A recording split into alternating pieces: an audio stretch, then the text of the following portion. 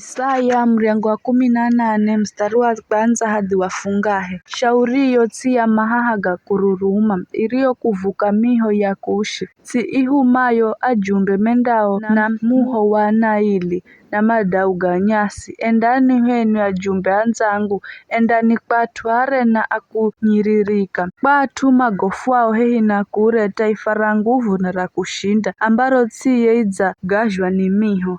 Henu atunyosini ulimwenguni, henu mkalao duniani, bendera inulwaho ko mirimani lolani, gundaripigwaho sirikizani. Kwani Bwana adza namba vivi, mimi nindanyamalazi na kulola kulakaiza makalo gangu. Here wakati wa mlangaza ng'waruhe wa dzua kali, here inguramanina wakati wa dzohora mavuno. Mana kabila ya mavuno wakati wa kwamboza maluwa ukiraho na maluwa gakumalaho na kukala zabibu mbivu.